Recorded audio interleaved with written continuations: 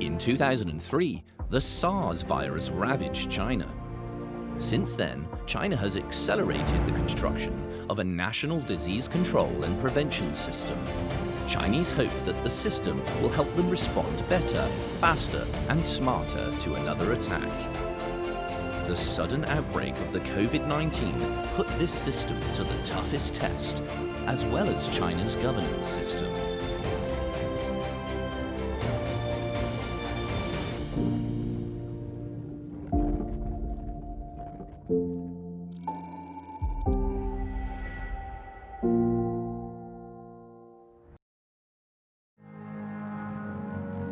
Faced with the COVID-19 outbreak, China quickly formed a special group called the National Expert Group on COVID-19. Professor Lan Xue is a member of the group. This expert group is an advisory body for fighting with the virus. And we have about 60 plus people from various fields. So we discuss various policy ideas, and then that will be provided to the national leadership to direct the country's fight with the virus. I'm Lan Xue. I'm a professor and dean of Schwarzman College at Tsinghua University. My research field is mainly on science, technology, and innovation policy, on crisis management, and global governance.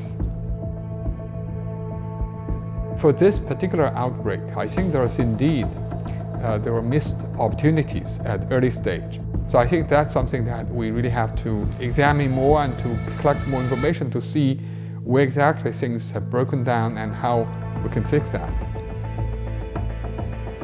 I think that national system that we should make sure that anybody in tampering with that system is a violation of law. And I think the second issue that we may also want to think about how to fix the problem is we need to have a robust expert system to make the judgment, because I think early signs are always incomplete. So there's a lot of uncertainties, particularly with a new virus such as COVID-19. In just 2 months, the COVID-19 outbreak spread from Wuhan to other provinces in China, becoming a major public health emergency with the fastest transmission speed, the widest infection scope, and the greatest difficulty in prevention and control since the establishment of the People's Republic of China. On the contrary, to deal with COVID-19, this is the proof not for the failure, but for the vitality and the validity of the system we have. My name is He Yafei. I am currently pursuing an academic life, being a distinguished professor at Yanjing Academy of Peking University. Certainly we see some setbacks at the very beginning before we found the right path.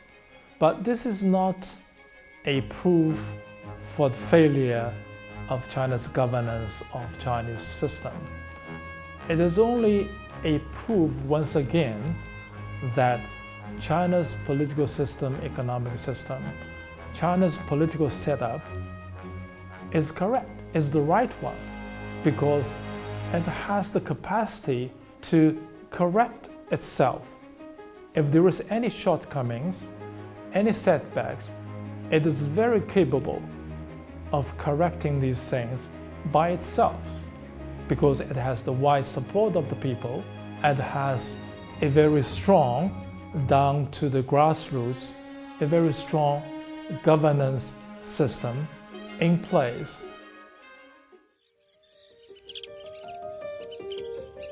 The very different responses to the outbreak among countries with different social systems have aroused concerns and even led to debates about the best and the worst.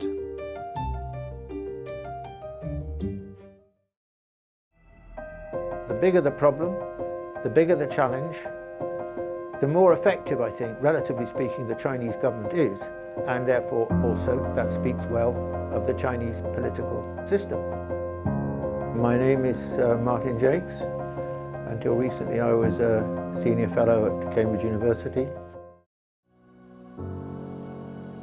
I don't think anyone who knows anything about China should be in the least bit surprised that China can construct 2 hospitals within 10 days or 2 weeks, incredibly short space of time. I mean, this is what the Chinese system is so good at doing, which is mobilizing resources and thinking ahead, thinking strategically.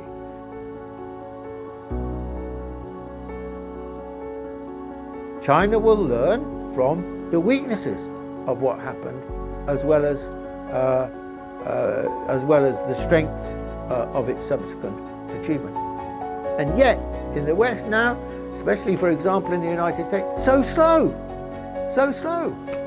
And the testing is so weak, so narrow. There's no excuse for this situation, because this has been around now for, what, over 2 months? That's a lot of time the Chinese never had. So I think that what's happened does not prove that the Chinese system is, deeply flawed or something like that. Okay, it does reveal that the mistakes were made. It does reveal that there were some weaknesses. But, the bigger the crisis, the more likely mistakes are to be made. Why? Because you've got to make it up, because you don't have perfect knowledge. And less excusable, in my view, are the mistakes that are now being made in the West, because they have had the prior experience of China to take into account.